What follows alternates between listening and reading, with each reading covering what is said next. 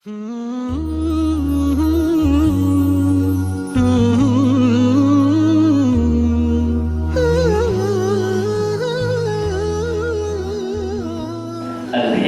sabi'ah, hikmah Ibn Atha'illah yang ketujuh.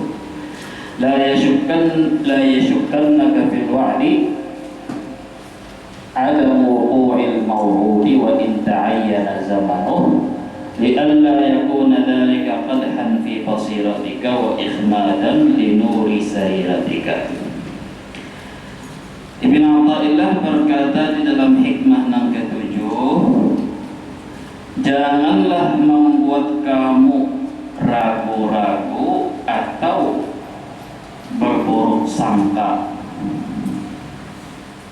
terhadap Allah Ta'ala dengan sebab belum tercapai atau belum terlaksana janji Allah kepadamu, yang dimana janji Allah Ta'ala itu senantiasa Allah Ta'ala menepati janjinya. Kita meragu akan janji itu hanya karena belum tiba zamannya, lalu kita maulah kita ragu-ragu agar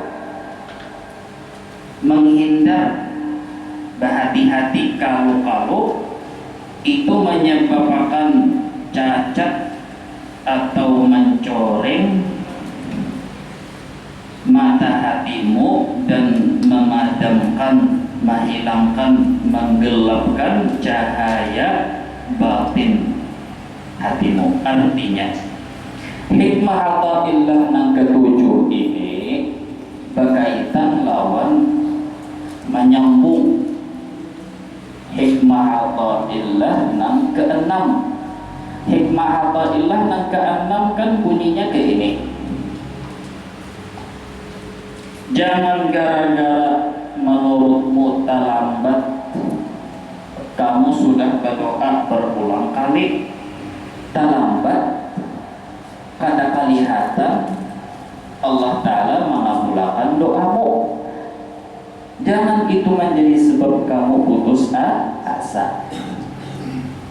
Kenapa? Karena adanya Allah telah menjamin, berjanji mengabulkan doa, menolongi ketika hamba berdoa dan meminta dengan cara sidin dan waktu yang sidin menentukan. Dengan cara sidin, yang sidin cari akan yang terbaik, dan waktu yang menurut sidin paling tepat dan paling bagus selama kita sudah berdoa. Bukan dengan cara kita sesuai apa yang kita minta persis, kada. Bukan dengan waktu yang kita yang menentukan, kada kayak itu. Itu satu. Kita membahas sudah minggu lalu bahwa pertama sebelum membahas bagian kedua, bagian pertama dahulu, yaitu sudah jarang kita itu berdoa. Lalu kita sudah panjang lebar menjelaskan doa itu apa, membedakan antara doa lawan meminta. Dan kenyataannya, realitanya orang salah paham apa yang dimaksud berdoa. Dikira nama berdoa itu asal muntung membaca, tangan mengangkat, ya kan? Hafal hadis doa-doa Nabi, hafal Ismullahil Azam, Asmaul Husna apa, ya kan? Dan kita jelaskan semalam, kitab atau guru kita di dalam kitab ini menjelaskan, artinya doa itu bukan apa yang terucap di muntung, itu hanya pelengkap, bukan mengangkat tangan. Tapi yang namanya doa itu halatun nafsiyah. Pertama, suasana hati, kesadaran hati sedang memohon dengan penuh kehinaan dan kemiskinan, memohon kepada Allah. Hati yang menjadi sentralnya orang berdoa. Angkat tangan atau kadang angkat tangan itu bonus sunnah, makin bagus. Yang penting hati dasar jujur lain. Jadi kita ya Pak berdoa meminta kepada Allah sambil melamun, sambil memikirkan apakah atau seakan-akan mengulut-ulut Allah Ta'ala di dalam permintaan itu lain doa. Doa itu dihajatkan ada inkisar dan tadallul, merendahkan hati atau menundukkan hati, memiskinkan hati, mengemis lawan Allah Ta'ala. Nah, yang dimana kita biasanya lawan manusia aja mun ada maunya luar biasa ya Pak. Anda mau utang lawan orang, memberi malas tukang, tapi pas ditagih memberi murah. Nah, apalagi artinya kalau Allah Ta'ala, artinya kita merendah hati atau memohon lawan manusia, minta tolong bawahan, minta tolong lawan atasan, hormat luar biasa. Dosa lah, ada dosa malah disuruh nang anak menghormati nang Tuhan, nang murid harus, tapi artinya lawan Tuhan apalagi semestinya itu juga lebih lagi memohon dan mengemis lawan Tuhan.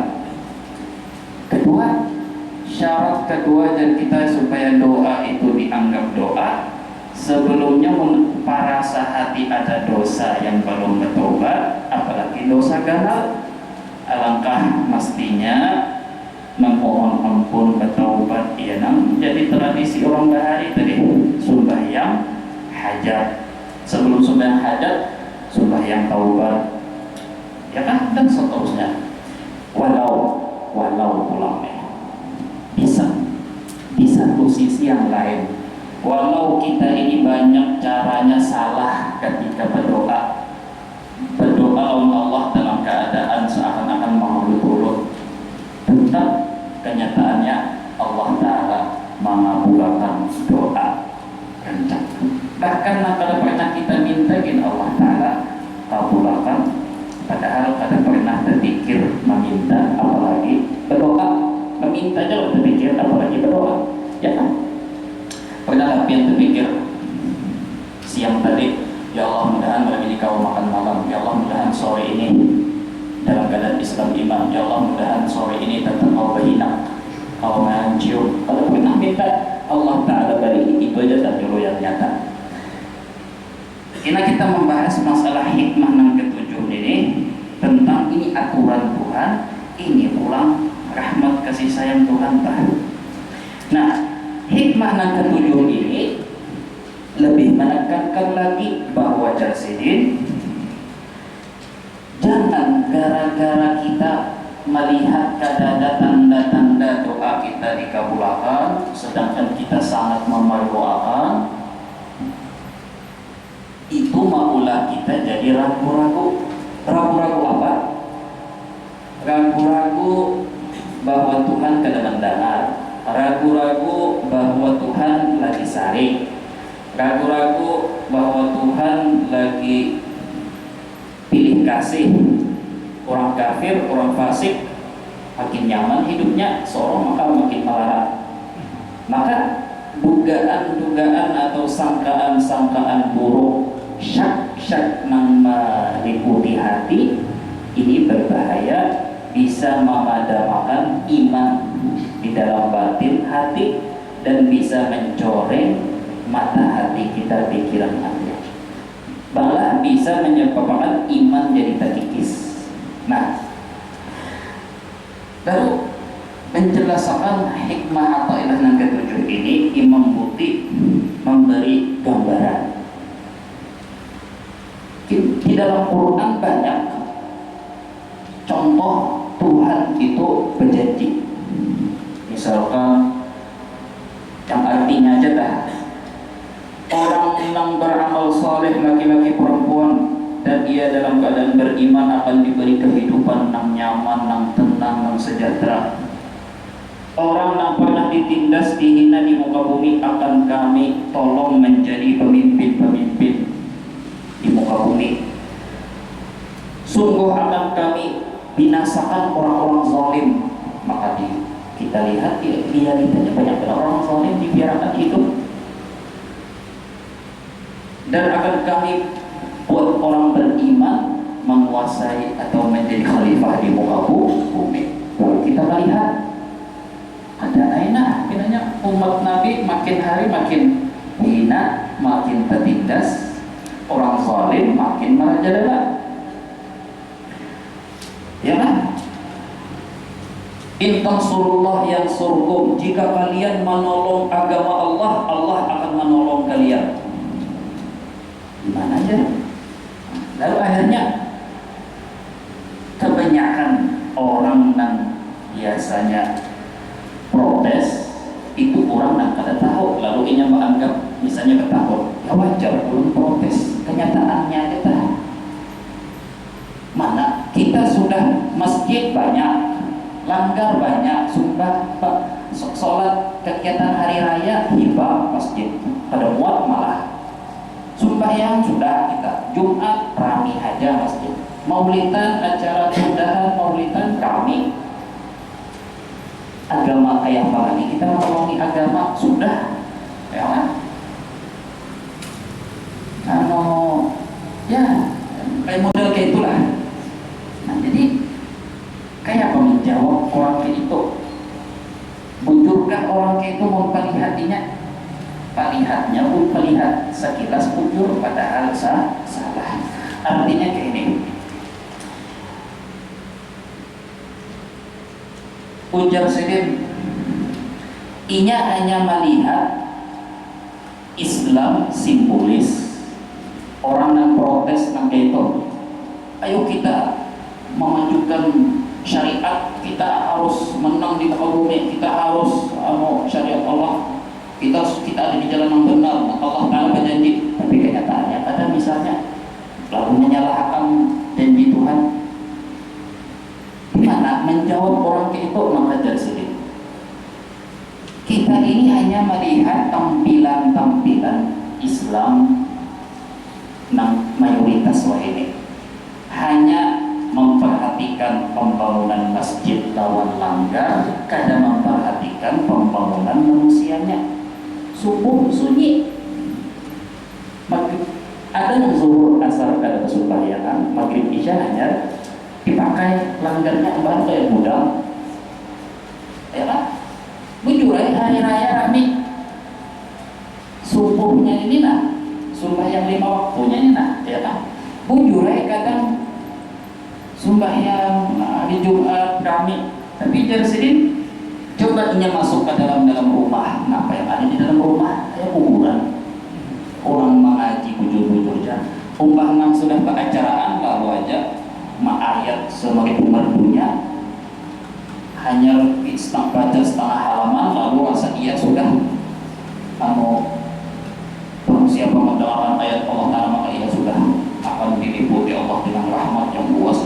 Ya hanya sedikit, mudah-mudahan kita terkumpul sebaris sejajar lawan Rasulullah dari kiamat hanya karena sekali hadir maulid umpama tadi kadang apa berdoa, tapi maksudnya hati rasa iya, rasa cukup, ini nama masalah.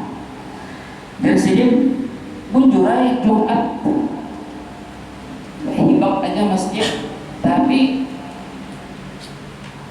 kebanyakan waktunya kemana? Malam hiburan, kebanyakan umat Islam karaokean, ya kan? Artinya tempat-tempat hiburan itu justru yang menguntungkan orang Kristen, itu justru orang Islam yang bagi-bagi. Dan orang Islam api tukar bangku usaha orang diskotika apa bioskop, intinya semuanya intinya karaokean lah atau tak, intinya tambah maksiat lah. Bisa jual karaoke kadang menjadi maksiat, bisa jadi kayak apa tuh, lain judul kita. Bioskop kan lain judul pulang, bioskop tergantung jual apa yang ditonton apa di dalam. Tapi maksud turun di dalam jadi sini, di dalam akhlak, di dalam kewajiban, di dalam hal yang lebih utama didahulukan, kita sangat menelantarkan yang wajib, sibuk menggawi yang sunnah, itu jarang, ya kan? Ini hanya menjawab sekilas urun ringkas saja yang barang ada di dalam kita. Maksud ulun gini, biasanya orang yang meragukan janji Tuhan atau protes lawan Tuhan, biasanya jadi sedikit gini, biasanya orang yang inya protes kenapa doa ulun belum kabul, ulun sudah meminta berkhidmat kenapa kayak ini keadaan. Biasanya orang yang ketujuh protes itu orang yang masih amatiran imannya. Inya hanya tahu hak inya, kada pernah mengoreksi kewajiban inya. Inya hanya tahu menuntut kewajiban Tuhan, menuntut janji Tuhan, kada pernah mengaji, mengkaji, mempelajari, mengenal hak Tuhan apa, ya kan? Pasti. Jadi kita bahas. Jadi kayak ini. Manusia orang Islam itu ada 3 tingkatan. Kita ibaratkan 3 tingkatan: SD, SMP, SMA misalnya. Para wali, para nabi di tingkat SMA misalnya. Kebanyakan yang ketujuh protes lawan Tuhan, ya Allah aku sudah maulah langgar, banyak duit itu maulah langgar, ya banyak dibawa tempat maksiat juga barang duitnya, cuma kan ulun sudah menghapus, ulun bujur aja mengambil hak orang 1 miliar hak, tapi ulun 2 miliar maulah langgar, maulah ulun banyak pesadakah lawan anak yatim. Orang duit orang insyaallah hanya memaafkan hajat, baik sangka mau, ya kan?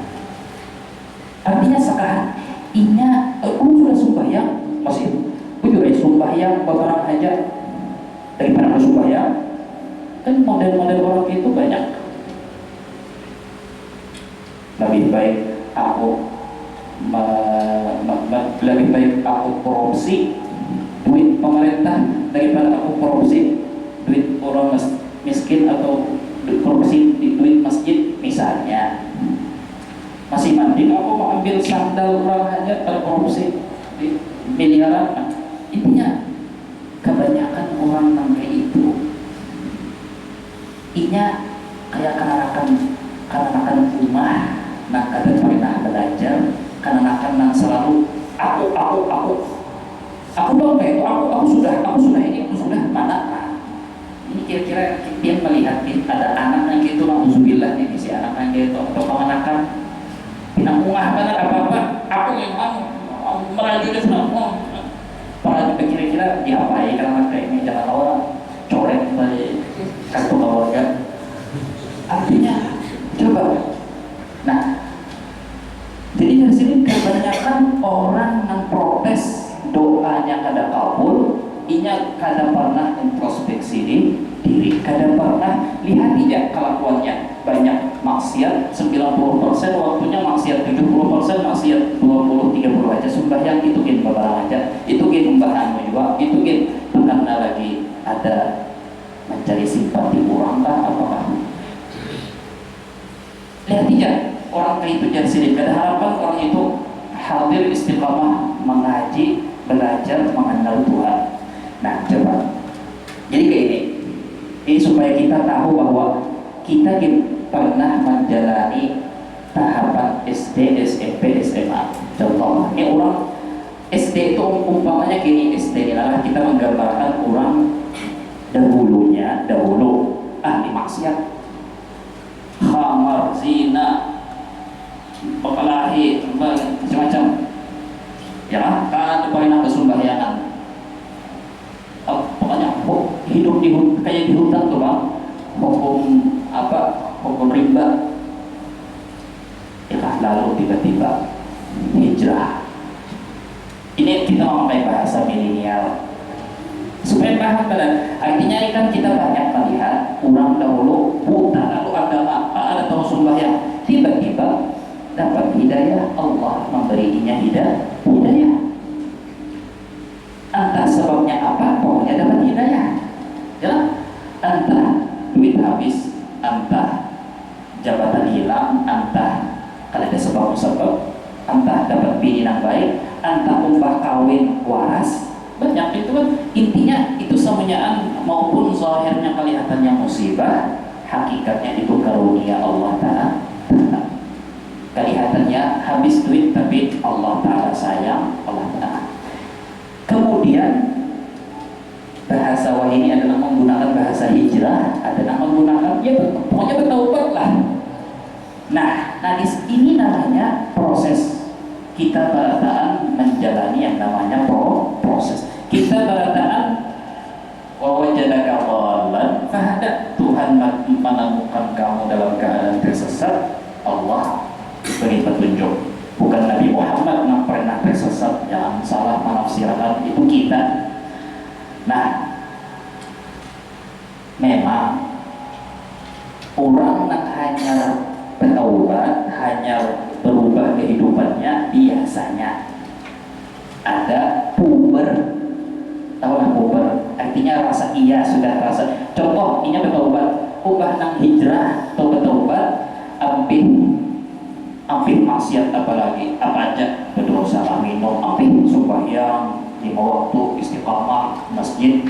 Ya, nang semangat beragama itu tiba-tiba yang ada orang tuh mau mencap, ya lah, kamu jenggot panjangi, nogamis, cingkrangi, selawar, pokoknya, ya kan? Kenapa sampai dari bahira? Kenapa?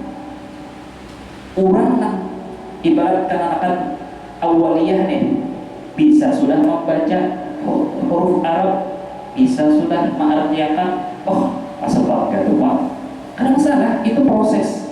Itu namanya pubertas beragama. Kalau salah, sebutin aja masalahnya. Jangan ambil mengaji, jangan ambil menuntut ilmu, jangan ambil mengenal Tuhan. Kalau inya sudah mentang-mentang inya sudah ambil menggawi semua maksiat masa lalu, sembahyang istiqamah sudah 5 waktu, kalau bisa lagi tegawi dosa itu Jumat rutin hadir, lalu merasa sedikit bagus pada orang, bersih pada orang, lalu sampai-sampai, nah ini sapalih adalah ampih belajar, ampih mengaji, langsung tampil jadi ustaz, pemain band, petaku, apa, bertaubat. Kebaikan dari siapa aja kita terima, tapi jadi pemuka agama, jadi guru, hadam dulu, mengaji dulu, pesantren bujur-bujur. Jadi ustaz itu salah besar. Akhirnya ketika jadi ustaz, iya malah dia akan terima wajadaka dhalan fahada, Allah menemukan wahai Muhammad dalam keadaan tersesat, lalu kamu mendapat hidayah. Maka semua orang pernah tersesat, Nabi Muhammad pun pernah tersesat, kami kayak itu juga nyawa akan mengaji. Orang hanya tahu di agama, tiba-tiba hendak jadi ustaz, tahu wah ini banyak kayak ini modelnya. Bahari jadi apalah masa kita kadang menghina masa lalu orang, tapi kalau seorang yang tidak tahu di diri juga salah.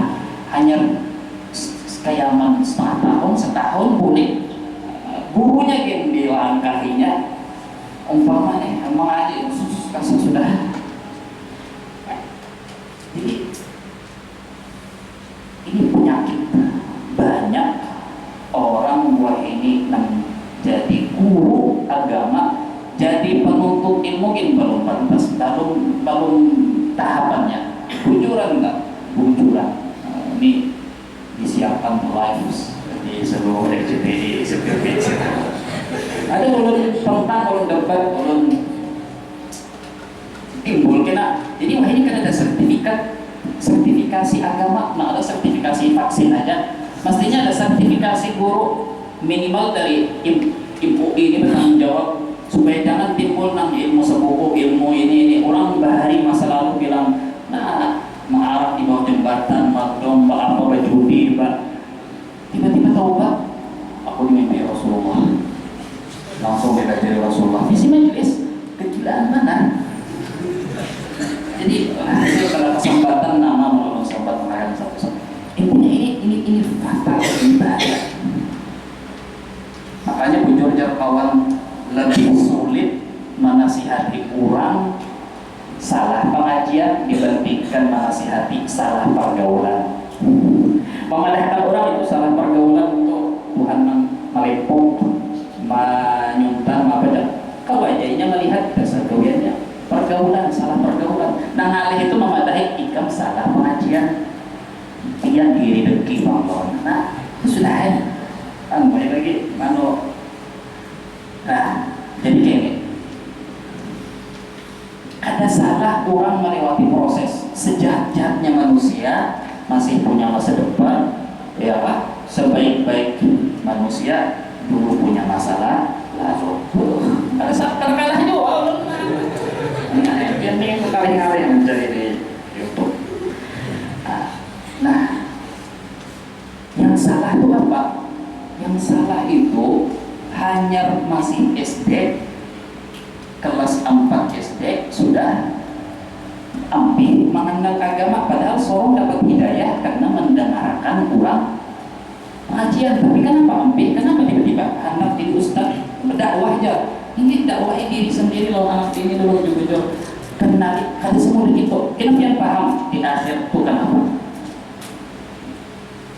Terusakan mengaji, terusakan mengenal Tuhan, cari pulang guru yang lebih atas lagi sampai biar bujur-bujur dapat yang lurus. Nah, naik ke SMP dapat pulang ilmu yang hanyar. Ketika inya dapat ilmu yang hanyar, inya merasa bahwa pelajaran SD itu ternyata enteng, itu biasa itu.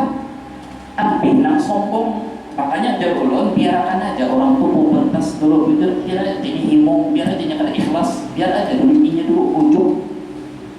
Selama santri itu masih mengaji, biarpun inya kebanggaan kesombongnya aja itu kenanya naik tahu diri, kena maksudnya naik kelas, bah nanti hari norak mana lah, ya kayak orang yang hanya kawin tuh, bah kawin hari harus aku bucin tingkat tinggi, dari aku ya Allah, aku hidup tanpa dia, soalnya wahid 10 tahun aku masih aja, anak banyak, jadi pacarnya masih hidup, kamu kok, nah tadi semalam pada kalau hidup tanpa dia. Artinya perjalanan proses itu dapat ilmu hanya asal mau mengaji, mau mendengar. Nah, orang yang sudah masuk di tingkat SMP atau wusta tadi, oh berarti sembahyang 5 waktu, zakat, puasa, Ramadan itu masih biasa lah. Aku dulu sama enggak sebersih pada ternyata di atas langit ada langit. Mengaji pulang. Amping dah nang asa biasa, makanya pian tuh asa biasa ya sudah sembahyang 5 waktu asa biasa ya umpama puasa bulan Ramadan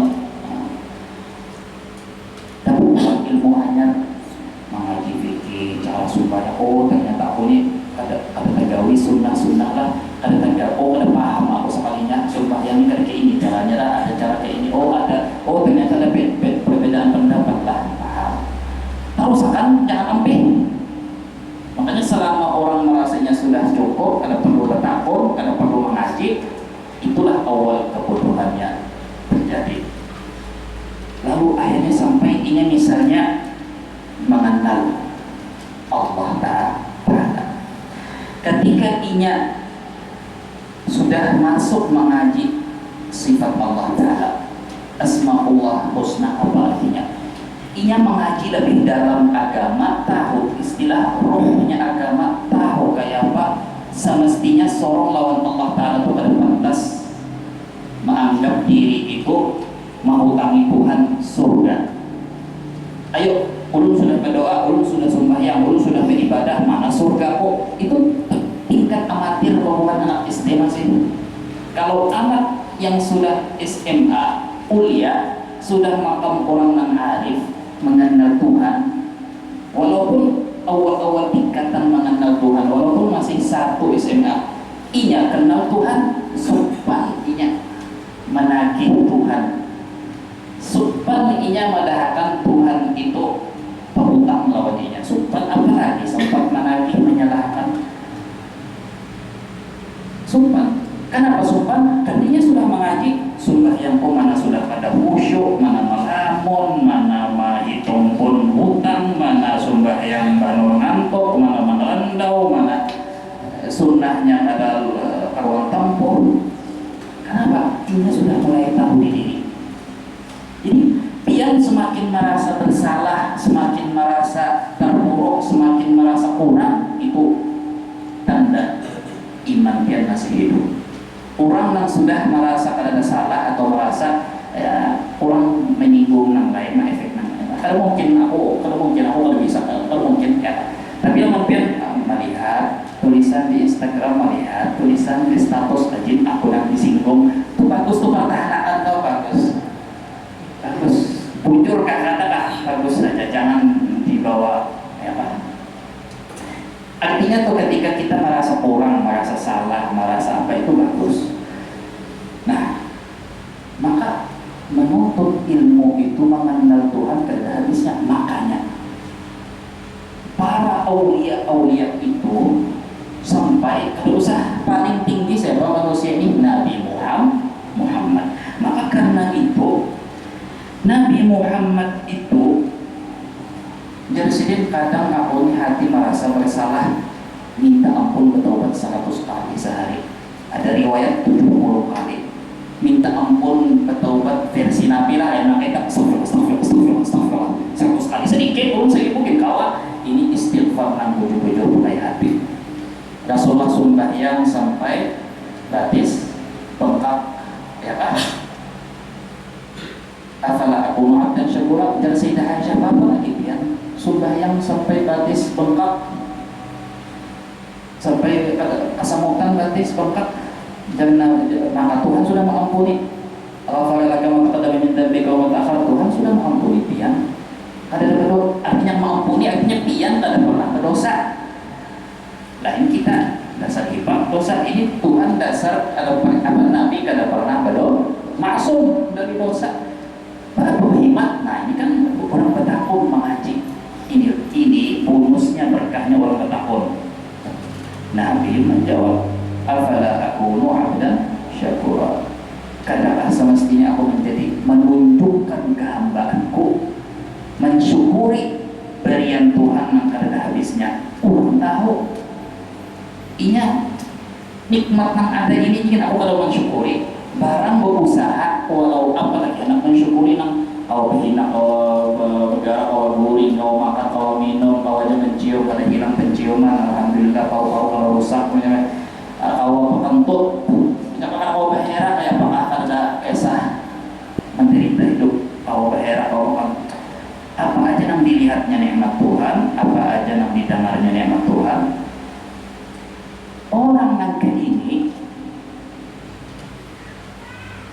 Orang nanti ini ya kan, contoh kecil orang yang tahu diri, arafa nafsah faqad arafa rabbah. Inya tahu kekurangan diri, kewajiban inya yang kada terlaksana, kewajiban inya yang banyak terabaikan, dosa-dosa inya apalagi itu nantinya mengingatkan Tuhan harus menjawab doaku, Tuhan harus memberi ini, yang adanya kada tuntung mensyukuri.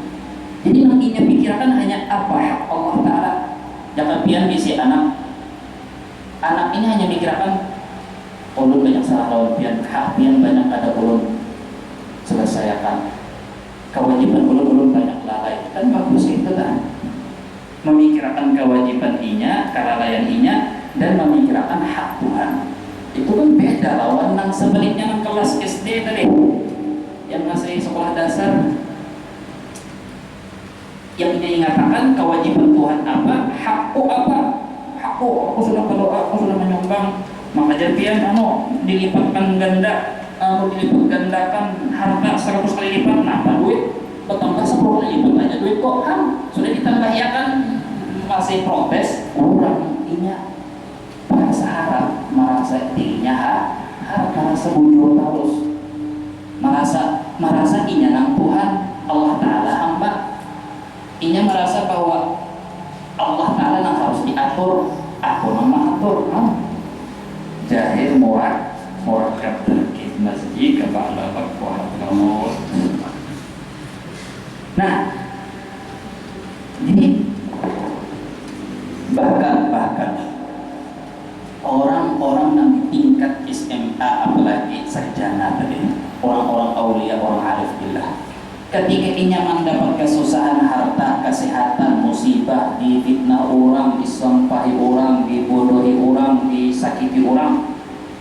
Ketika itu berkaitan lawan diri sendiri, inya sumpan minta lawan Tuhan, sumpan berdoa. Maka jadikan berdoa itu menunjukkan kehambaan, jujur. Tapi orang-orang arif billah itu aulia itu ketika inya hendak pada orang Allah Ta'ala, kalau tidak ada beradab, kalau masih memikirkan diri sendiri. Orang aulia, orang arif billah itu sumpan meminta sesuatu yang berkaitan lawan diri sendiri. Artinya akhirnya apa ya? Ada perkataan Imam Abdul Haddad, hasbi min su'ali ilmuhu bihali. Cukup ada perlu ulun berdoa, Allah Ta'ala maha tahu. Berarti kalau berdoa ketika mendapat kesusahan hidup, kesulitan hidup, berdoa, tapi berdoanya itu bukan menyangkut hak dirinya. Sumpah dia minta tuh sumpah. Andai kata dia minta makan, minta sehat, minta kesehatan, itu hanya karena Tuhan menyuruh. Tuhan menyuruh berdoa. Padahal ini kadang penting untuk pribadi, tapi sekadar menunjukkan kehambaan. Dan kita kan minggu lalu doa mukhul ibadah. Doa itu bukan perantara. Doa itu bukan jalan alternatif. Doa itu bukan senjata karena lagi ada maunya lalu berbarak. Ada di dalam Quran wala hadis madahan mundikam lagi ada maunya berdoa, sudah ada maunya terus lagi berdoa. Malah yang ada di dalam Quran mencela orang yang ketika sudah hendak tenggelam di laut berhebat berdoa memohon, sudah selamat ke tepi pantai kayak nak ingat, kayak nak ada apa lagi, kayak nak pinang lagi. Allah tahu saya pak sampai nama dalam ya pak pinang lagi. Kalau benar tak kalau ya, jadi teman kita ada orang beto, orang tak bergaya lawan misalnya, jadi kawan kita masih keluar tahun lagi ya, pas lagi sakit, hutang kawan kita macam-macam, wah ini sudah nyaman, hutang kita ada dibayari, kita lagi parkonya pada tahu-tahu, pada pernah lagi jual, bayalang barang pada pernah lagi kawan kita itu, jadi jangan kan tenang aja bapak, kita kenal Allah Ta'ala gitu jual. Kita kenal Allah Ta'ala pas ada maunya aja, hanya berkurang itu berarti mengingatkan kita bahwa kita kayak jual Allah Ta'ala sudah ada maunya hanya beringat. Nah, jadi Nabi Ibrahim pulang contohnya itu kan tadi Imam Abdul Haddad. Seluruh para wali itu juga berdoa berkhidmat. Mereka menganggap doa itu adalah tujuan hidup. Inya hidup untuk beribadah dan sentralnya ibadah, bentuk beribadah menampakkan kehambaan yang sebenarnya ialah berdoa. Jadi baginya tuh doa itu sudah surganya. Tapi ketika berkaitan lawan diri pribadi, contohnya Nabi Ibrahim di dalam Quran ketika hendak dilempar oleh Raja Namrud, datang Jibril, adakah hajah, adakah ikam hajat, adalah yang ikam minta. Jadi Ibrahim amma ilaik falah, mau lawan ikam ada. Pada ini anak dilempar, kurang sudah ke api, jaka kita barangnya siapa anak tolongi. Kadang sudah anak dilempar orang, kadang dibawa orang ke api, kadang dibakar orang. Amma ilaik falah, dan lawan ikam pada hajat apa? Apalagi lawan manusia, jadi Nabi Ibrahim. Melawan Allah bang, jadi malaikat Jibril nyaman aku sampaikan nah. Jar Nabi Ibrahim apa? Hasbi Allah alaihi tawakkaltu wa huwa rabbul arsyil azim. Cukup Allah bagiku sebagai Tuhan yang Maha Tahu, aku tawakal kesana sini diapai. Nah, apakah itu berarti Nabi Ibrahim atau wali-wali tadi menunjukkan bahwa aku berpaku Allah Ta'ala bisa eksiden? Ada itu juga. Maksudnya itu ulun ini sumpah meminta sesuatu hanya karena lagi terjepit kayaknya sumpah. Tuhan dasar hendak menyelamatkan, napa nang dikehendaki Tuhan itu nang ulun hendaki. Mendasar habis umur ini habis saya sudah. Tapi itu tingkat tinggilah sarjana biar terus sakit kalau tidak mati bujuran.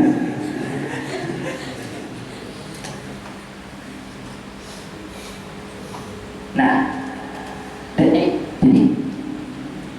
ada salah, makanya kalau mulai pertama kali kita pengajian hikmah keberapa itu, kita meminta urusan dunia, minta lawan Tuhan dunia, minta dunia, itu ada salah. Yang salah itu minta lawan makhluk, yang salah itu mengharap lawan makhluk. Minta dunia bebas, tulak pian umrah 2 bulan lagi buka, tulak vaksin pang dah hati-hati PCR kalau hidung dulu diganali lubang gitu kan ya, tulak umrah di muka Ka'bah ya Allah, fulus ya Allah, kenapa itu hak biar minta lawan Tuhan. Tapi itu bang dari ya wajar lah ya lah, masih kelas SD belum lulus lagi. Tapi intinya kita minta kepada Allah tadi kata duit, ada salah. Kadang malah Tuhan senang dimintai, Tuhan malah sarik cemburu pian minta lawan selain sidin. Tuhan pang maha memaklumi pulang masih SD, masih TK, TPA, Tuhan memaklumi pulang dah. Makanya ibadah dosa yang berkaitan dengan tauhid lebih ganal daripada dosa masalah fikih. Dosa fikih ganal juga, tapi dosa tauhid lebih ganal lagi, yaitu menipu manusia demi apa? Dunia. Meminta menyembah lawan makhluk, menjual agama demi dunia. Itu dosa ganal pada dosa fikih. Kalah masih meninggalkan sembahyang kewajiban itu kalah, walaupun dosa besar juga meninggalkan sembahyang. Nah, jadi Allah Ta'ala itu luar biasa kasih sayangnya sampai Tuhan itu ketika sudah memberi hidayah, Tuhan itu membiarkan pian melewati proses puber tadi, rasa hebat, merasa sembahyang istiqamah, dibiarkan ya kan, dan diberi petunjuk supaya dia itu mengaji dahulu. Tuhan melihatkan pian dalam keadaan maksiat, di dalam tengah-tengahnya lautan maksiat, Tuhan memandangi pian dengan kasih sayang, sudah menyiapkan pian itu dapat hidayah. Manusia perhatian benci melihat kita, jijik melihat kita menggaui maksiat, Tuhan ada. Kenapa ya? Dari karena inna rahmati ghalabat ghadabi. Rasulullah lawan sahabat duduk di tengah pasar, ada seorang umat melihat anu terpisah lawan anak di pasar, bertangis berdua. Sekali tetamu langsung nang umah memeraki nang anak memeraki nang umah buka sambil berpatut sambil nangis, kehilangan cerita nang kehilangan anak. Lalu sahabat menangis melihat, terharu nih, pian terharu Allah melihat film Korea atau India kan, hati pian penuh dengan kasih sayang, wajar aja. Lalu jar Nabi bertakun, ya Allah, atajabuna min rahmati hadhil ummi waladiha, ini terharu melihat rahmat kasih sayang kuitan anak mungkin nyata aja. Lalu jar Rasulullah, ya Allah, lallahu arhamu bi'abdihi min hadhil ummi waladiha. Tuhan jauh berlipat ganda mengasihi, menyayangi hambanya lebih berkali lipat daripada si ibu ini kepada anak-anaknya.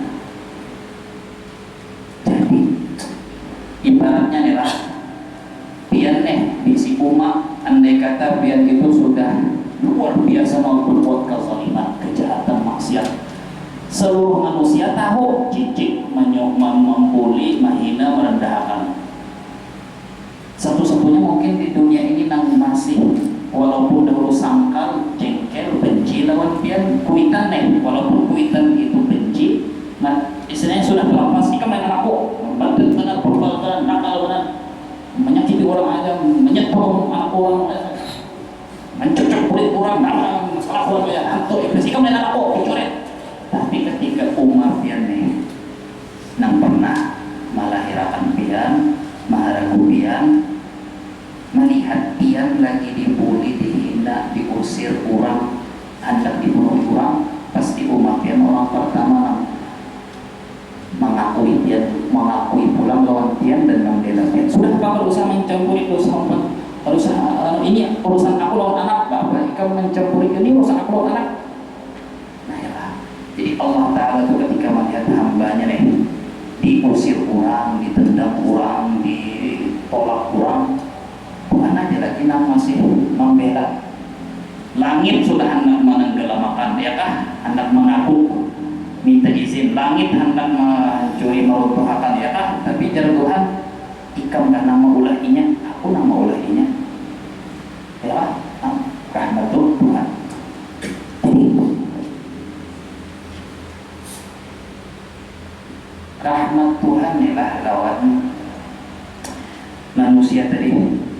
Ini pulang tadi kita membicarakan orang lawan apa manusia itu, orang non Islam atau beriman itu ada tahapan masing. Kan anak SD, SMP, SMA tahu di agama, menggawi kewajiban, lalu menggawi nang sunnah, lalu mengenal Tuhan, sampai makam wali-wali, sampai makam para nabi tingkatannya.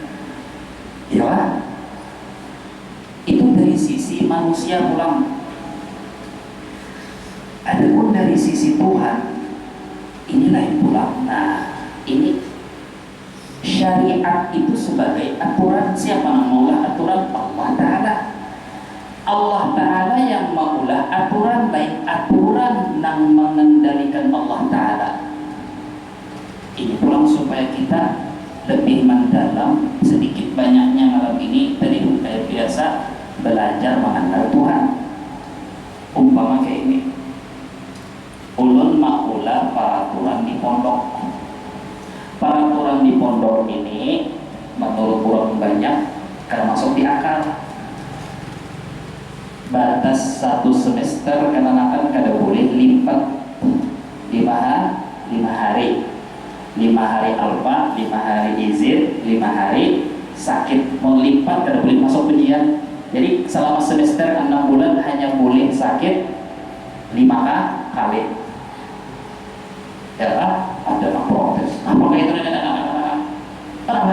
ambil aja deh anakku, ambil ya.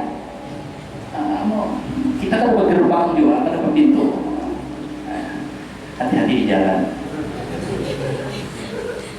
Masalahnya apa?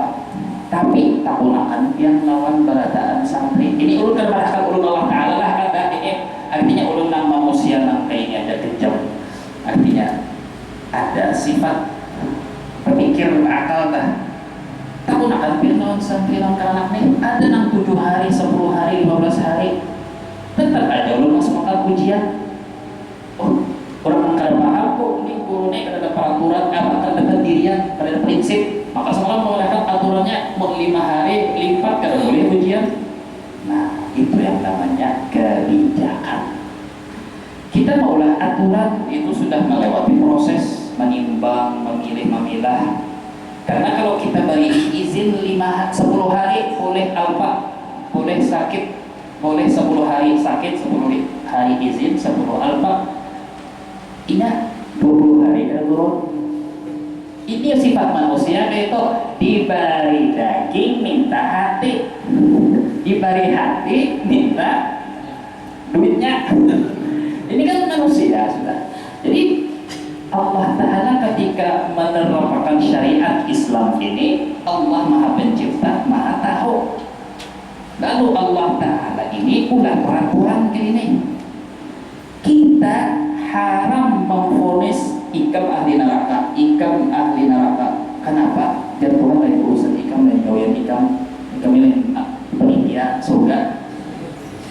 Ada visi orang dalam kan ya orang. Jadi mesti benar ikam aja masuk surga sudah pasti orang masuk neraka. Itu urusan aku gawin aku dari Tuhan. Nah, artinya kita tujuan Allah Ta'ala. Ini ada syariat, ada aturan. Syariat agama Allah ini luar biasa. Ada nang rukun Islam, wajib, fardu ain, kada boleh ditinggal kayak apa aja. Ya Tuhan punya kebijakan. Tapi kita harus mengaji kayak apa sekiranya dapat kebijakan Tuhan ini juga. Andai kata terlantar atau terabaikan kewajiban, ada aturannya itu. Tujuannya kita mengaji. Jangan, oh iya Pak, Tuhan ini maha pengasih penyayang Pak, kebijakannya luas kan, gitu kan nggak saya kalau sesumbahnya mulai hikmah atau ilah yang pertama kan itu isinya la yudkhila ahadakumul jannata amaluh, ada harapan dari Nabi amal soleh ikan memasukkan surga, bahkan bapak memasukkan surga rahmat Tuhan. Oh nah gitu kita menganggap rahmat Tuhan aja, itu nah maksud guru tadi lah, kebijakan artinya matamu dari TikTok. Nah ini rahasia Tuhan, kita dibuang di neraka kah dimasukkan surga. Tugas kita hikmah yang keberapa tadi, yang keempat, ijtihaduka fima dhumina lak, ikam bersungguh-sungguh di dalam urusan yang dituntut dari ikam, kada usah mikirakan pusing apa yang dijanjikan dijamin Tuhan. Ikam beramal soleh. Nah jadi kayak ini, karena Tuhan melihat seorang hamba berhimmat beribadah, walau kadang jatuh bangun, kadang ingat sembahyang, kadang ingat minta ampun, berdosa minta ampun, bertobat, Tuhan maras. Oh ini orang ini dasar bujur, ini hendak pegawai, ini hendak beribadah tapi dasar ada kalah lawan hawa nafsu, masih takluk lalu minta ampun, masih bertobat, ini masih ingat lawan aku. Alima anna lahu rabban yaghfiru dzunub, inya tahu bahwa inya ada misi Tuhan Maha Pengampun, inya masih. Lalu akhirnya tanpa manusia tahu, si hamba yang pendosa ini tapi bertobat masuk surga. Padahal mau dihitung-hitung sumpahnya gitu, kalah lawan. Jadi artinya itu masih. Nah, jadi kita harus tahu juga, wa kana Allahu bi kulli syai'in muhita, Allah tahu bujur. Allah tahu bujur, pian itu dasar mahulut-hulut kah? Kadang sumbahyangan nih menyepelekan agama kah? Atau dasar berhimat sudah hati?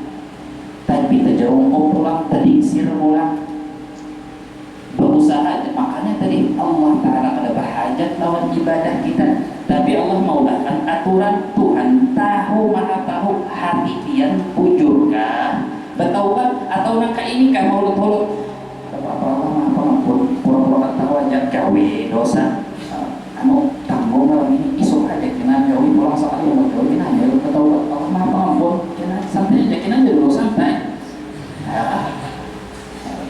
Padahal kita disuruh apa kan, baju ikat tapas tiap hari, ikat pulang tapas gesan apa nih, tapas mau gesan ikat lagi, oh kuntinya rikat dibiarkan karena ditapas bisa berikit, bisa berikit memberikit nih kotorannya ngalih hilang. Jadi terjauhi dosa langsung aja ingat minta ampun, jangan lagi berniat bisa pulang sekali, jangan. Makanya syarat, makanya nah ini kita hanya masuk hanya masalah doa, belum bagi kayak kemarin bertaubat. Syarat bertaubat kan wan nadam, menyesal inya tergawi, wa azama ala an la ya'ud, bertekad kada mau ulangi lagi. Nah masalah tekad kada mau ulangi lagi itu urusan hati. Tuhan Maha tahu, jadi kita ada kawan yang hendak membuli Tuhan tuh orang kawan. Ya Allah kalau minta ampun, ya Allah kalau di dalam hati sok sekali doang lagi lah, sok sekali ya. Mau ada jawab, nah ya kan? Itu namanya lain taubat. Makanya ulun berkali-kali mengatakan selalu hati yang menjadi sentral doa, sentral munajat, sentral sembahyang, sentral ibadah, sentral bertaubat, sentral macam-macam, bukan muntung yang menjadi ukuran.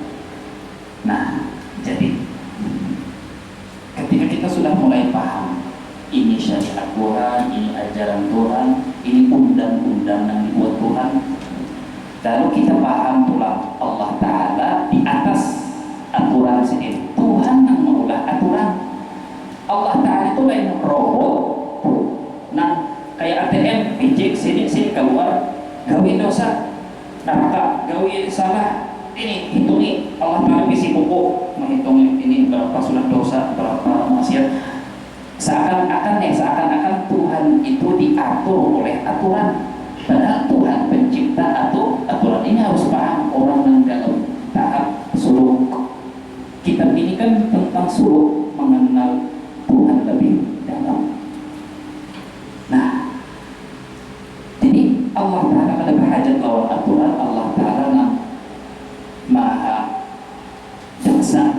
tertinggi di hari kiamat. Lain undang-undang ini Pak, ya kan? Lain undang-undang. La innallaha la yadhlimu mithqala dzarrah. Tuhan itu ada bakal menyia-nyiakan setimbang darah dari kebaikan. Artinya juga, makanya karena itu minggu lalu ulun mendahkan, kadang-kadang ibadah ringan yang kita gawe tiap hari istiqamah yang wajib, justru itu yang kita anggap sepele, itu yang bisa menjadi penyelamat, saksi kebaikan dia, memberi syafaat dia masuk surga. Tuhan kada pernah mengalihi, kita yang mempersulit. Kita kada mengaji. Kita akhirnya kita mengira kayak ini Allah Ta'ala menilai pahala ganal adanya itu tergantung apakah ibadah ini limited edition, ibadah istimewa, produk istimewa, apakah produk biasa. Oh, orang sembahyang 5 waktu itu biasa aja, jadi Tuhan kan biasa, umpama itulah Tuhan. Oh, ini kalau haji sudah 2 kali haji 2 kali. Ikam berapa kali haji? Tidak pernah. Ikam tak ada apa-apanya kalau nak haji. Nah, kalau Bang Tuhan itu menilai Tuhan menilai hati seorang hamba ketika ikhlas adanya kayak apa. Biar sedikit tapi Tuhan melihat usaha orang, perjuangan orang. Makanya tadi orang ini tukang becak. Belum pernah mungkin agayaan status. Karena apa? Ketika kita melihat orang sugih isi harta 100M menyumbang 1M lah, katakan isi harta 100M menyumbang 1M adalah 10%.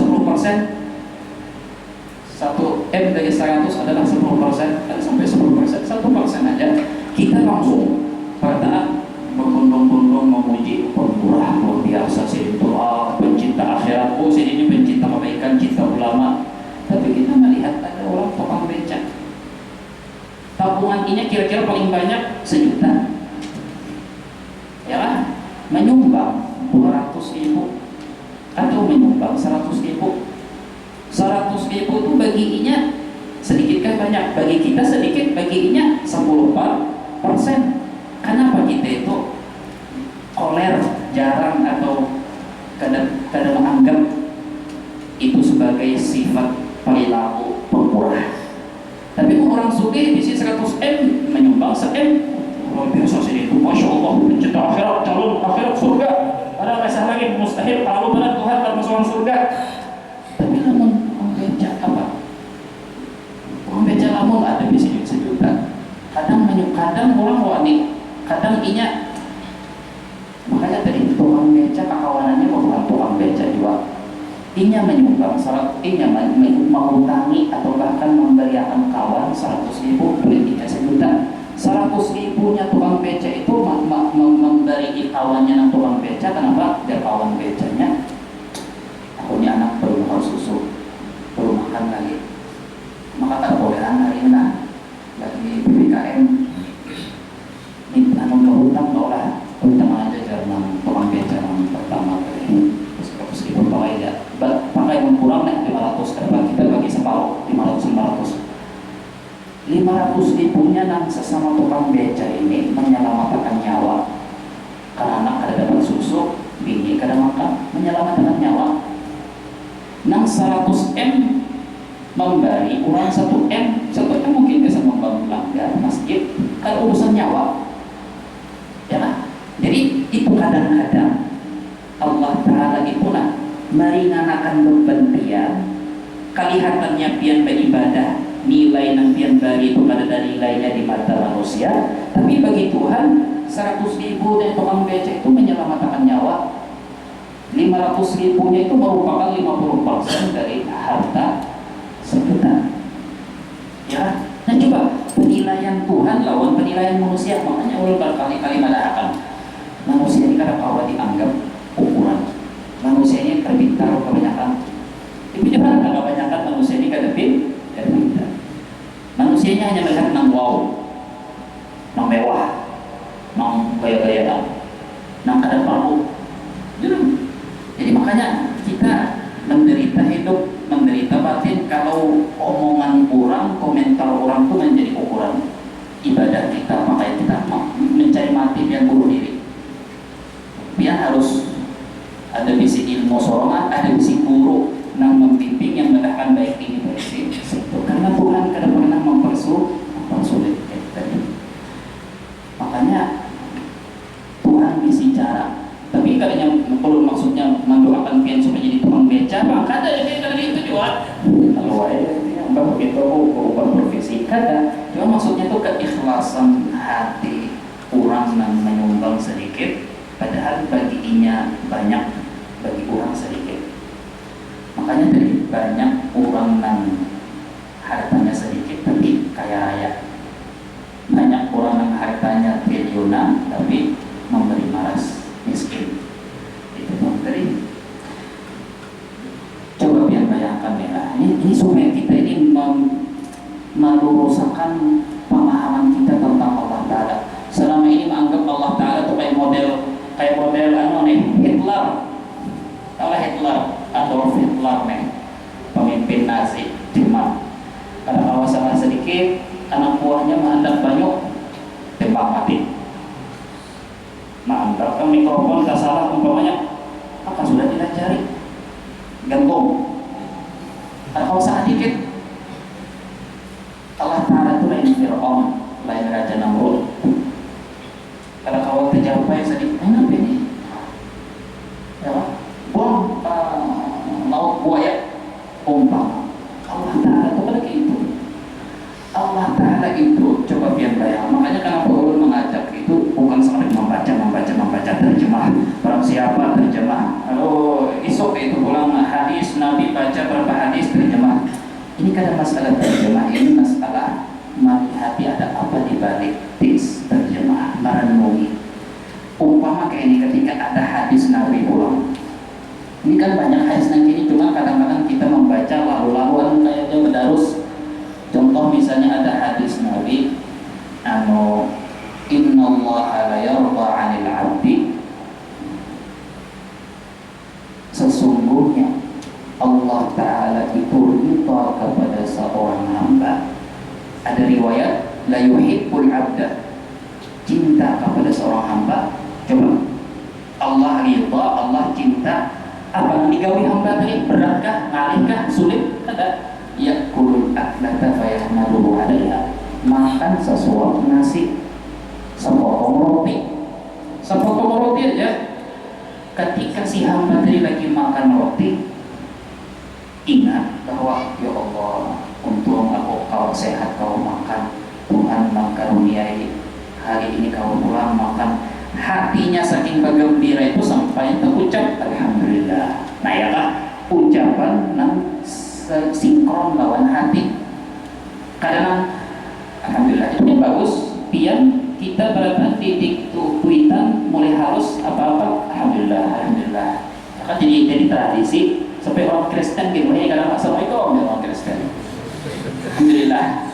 Kadang orang Kristen ada terlihat antara nyaman pakai astagfirullah ya. Kadang Kristen bismillah ya. Kenapa? Nah itu pengaruh lingkungan.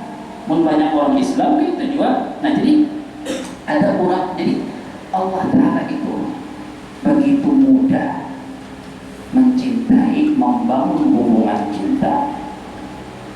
Mudah banget Tuhan tuh meridai, senang lawan seorang hamba hanya karena si hamba tadi sesuap nasi itu ketika makan tuh hatinya gembira. Ya Allah, terima kasih ya Allah, segala puji bagi biar enak ucap alhamdulillah. Jadinya mengucapkan alhamdulillah itu dari hati, beda dari hati sampai ke hati.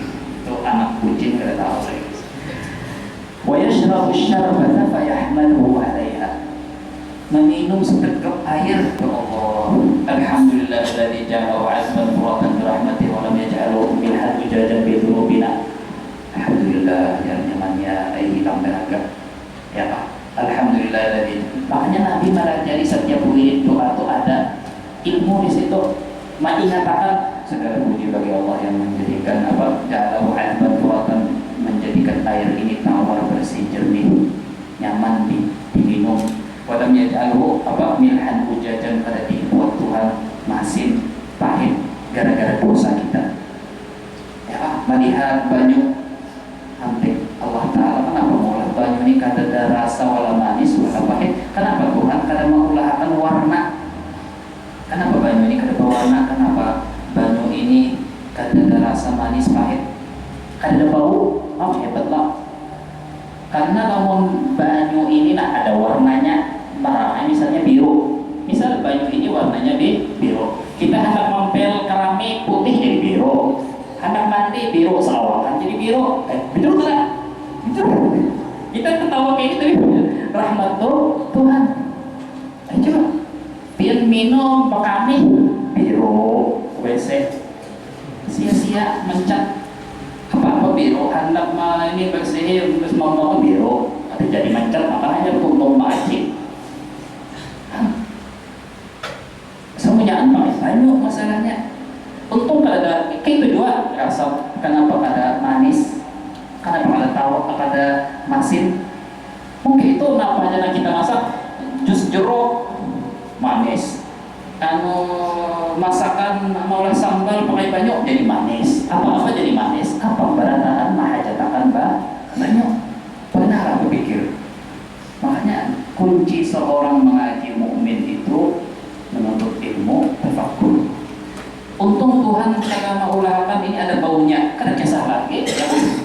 Pokoknya kita kada tahu jadinya mana banyu mana ini kada tahu karena ya artinya kita di sini belajar mengenal Tuhan bahwa ya karena orang meminum melihat semuanya hal kalau saya melihat hal kayak asal pian lagi haus lagi lapar benar tiba-tiba dapat alhamdulillah kanyang perut. Nah itu aja kan dulu itu luar biasa sudah alhamdulillah. Asalkan alhamdulillah itu dikaitkan dengan ya Allah beratan segala puji bagi Allah ya Allah ya untungnya Allah nih untungnya aku kau minum ini Allah. Di Afrika sana beberapa daerah pernah melihat turun ini kawan berkisah di video melihat ada 10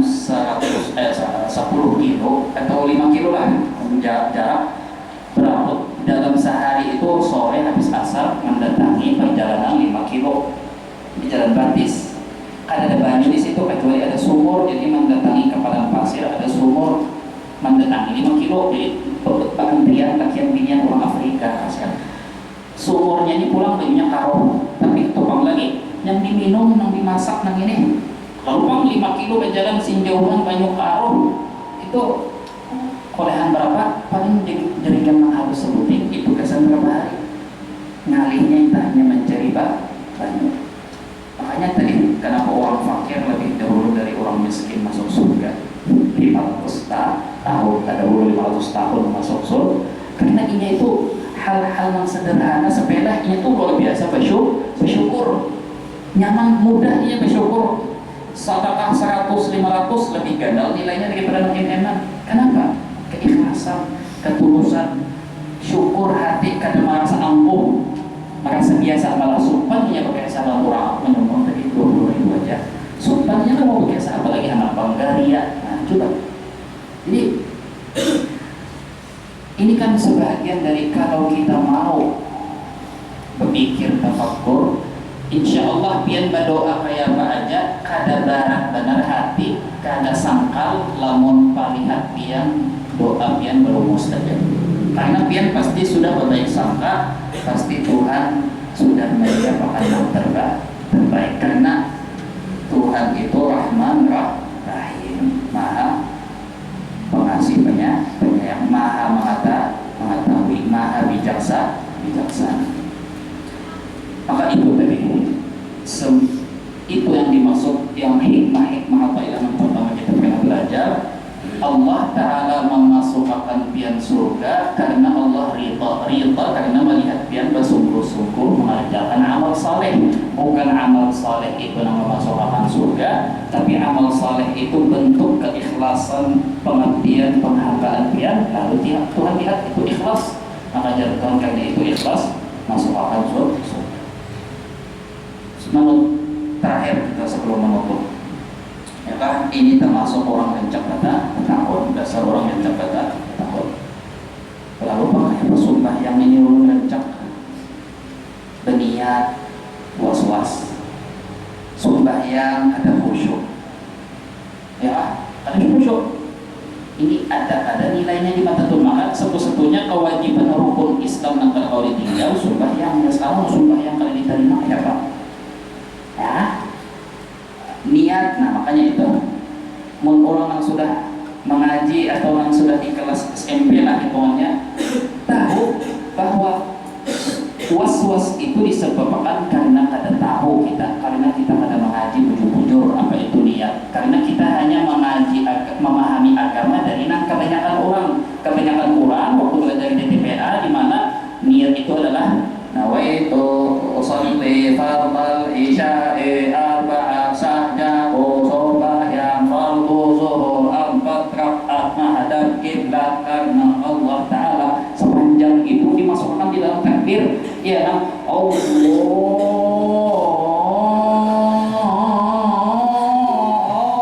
jadi jangan orang di luar langgar ada masih kendaraan enggak di dalam langgar.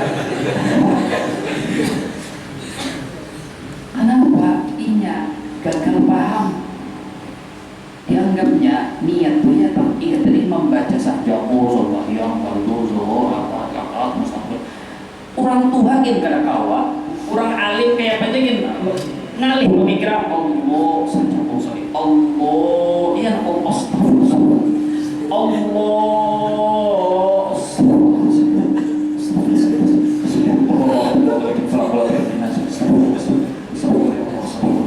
Allah. Jadi imam nang kita, jadi makmum nang di belakang cucu rokok dulu sedikit lambat bener imamnya deh Pak.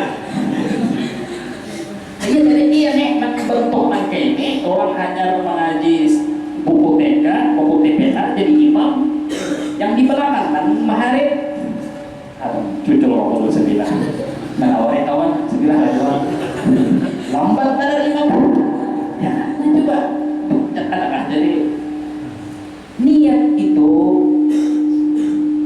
cilai ini akhwat. Ulun melihat ada akhwat negara tahan hantar itu niat sudah, ya kan? Nah bapak guru hadim saya, bapak biar anak minum, nah itu niat sudah. Niat itu biar kada malampon, niat itu artinya biar kada mengigau. Biar lagi goreng tiba-tiba bangun mau buka kulkas, itu artinya mengigau, artinya kada bari berniat. Tapi mungkin dalam keadaan sadar lagi apa hendak apa hendak sembahyang apa zuhur 4 rakaat zuhur fardu zuhur sudah. Oh hendak sembahyang zuhur kada harus sahaja mungkin sahajanya sahaja kada. Oh hendak sembahyang alhamdulillah ya kan, barang aja lah mugat apakah aku hendak sembahyang sudah, itu bang niat sudah, itu bang niat musolli fardhu amal saja, itu cuma pelengkap sunnah aja, itu kan kada ada menekan kada, ya. Makanya tadi mau hendak nama masukkan itu hemat kasihan ya, jelaskan sudah. Jadi kada ada istilah was itu hanya karena pian kada tahu, karena pian terlalu berlebihan. Kenapa jadi berlebihan mempersulit? Karena kada tahu.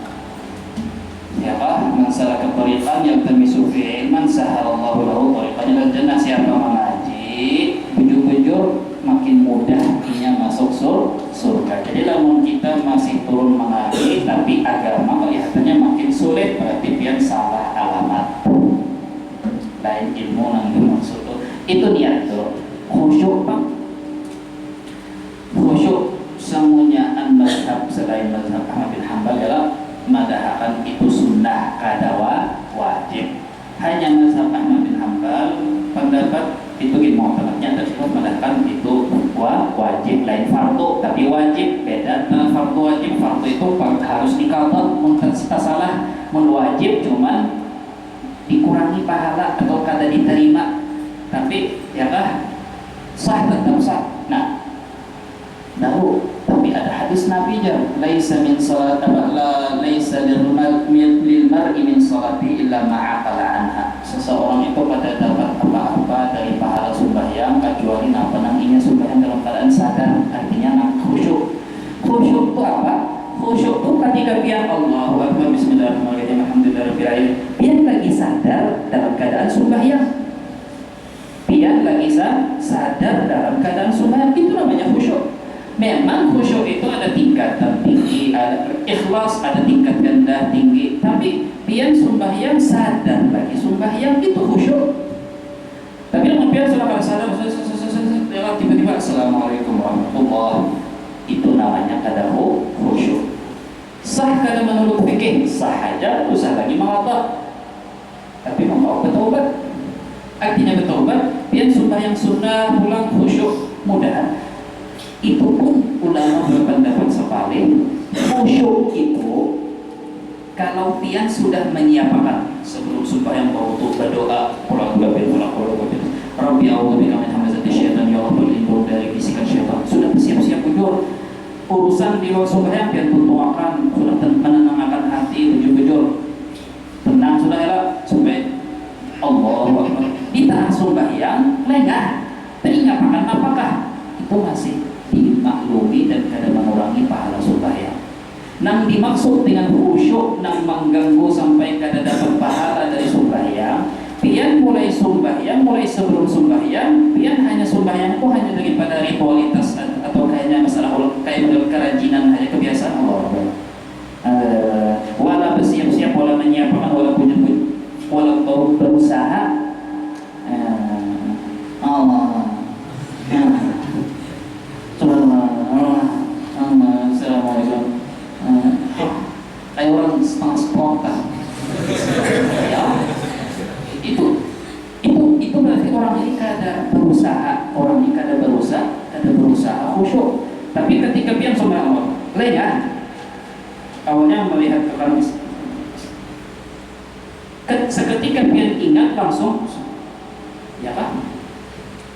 Apalagi kita tahu keadaan apa? Innallaha tajawaza an ummatil khata'a wa nisyan.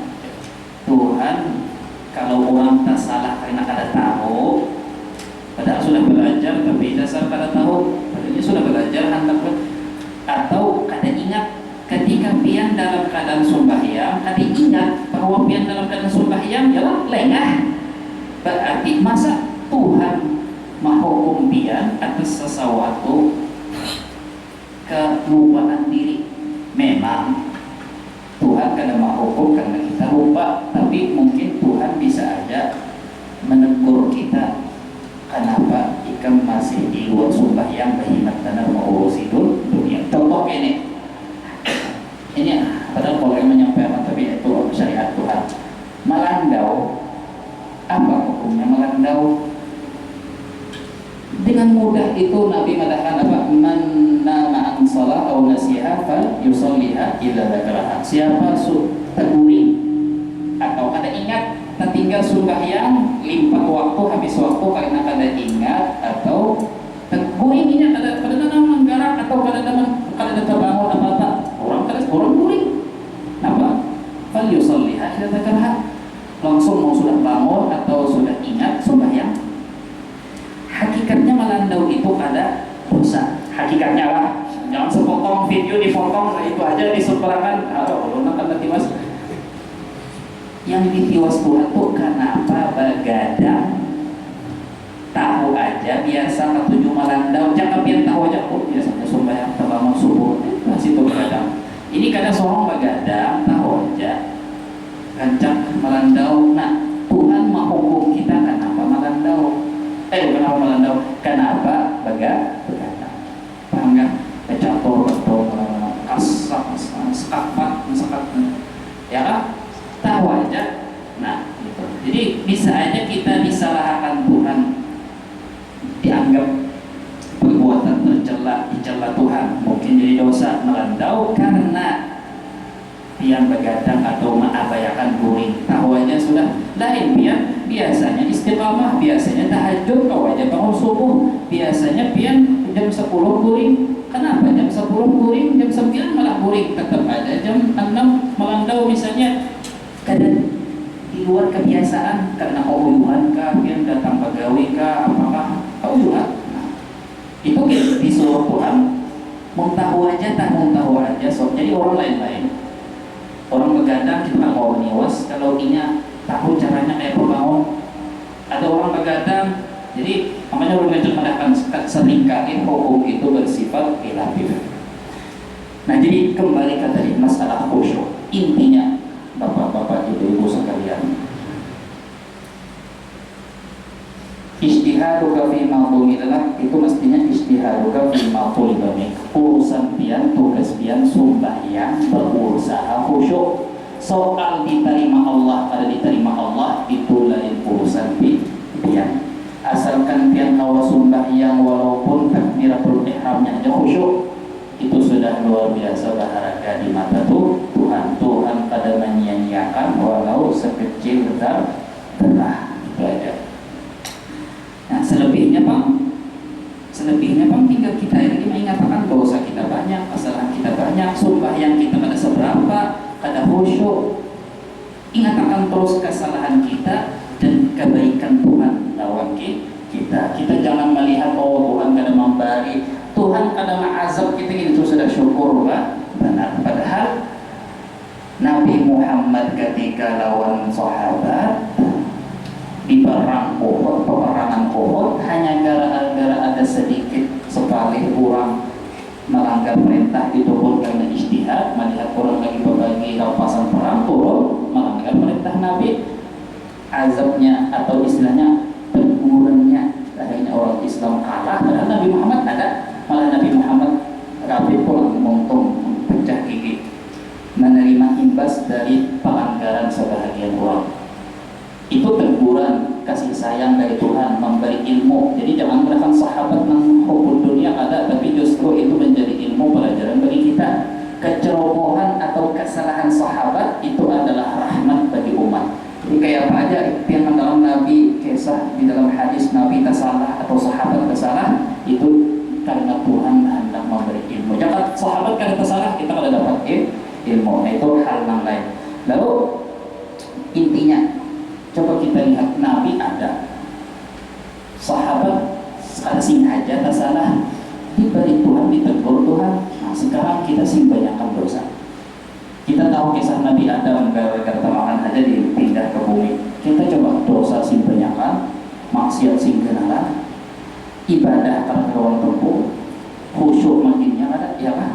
Tapi hendaklah kita itu melihat rahmat kasih sayang Tuhan. Jangan Tuhan membinasakan kita, mengorbankan pakaian dituangkan Tuhan ke kaum Sedum, kaum Lut. Itu pada salah Tuhan. Simpanyakan tadi artinya, tapi Allah Ta'ala masih menutup mata. Ya, kalau saya kira Tuhan masih memberi kesempatan, masih menunggu, masih meliputi dengan rahmat, memberi kesempatan melihat rahmat-rahmat sedikit.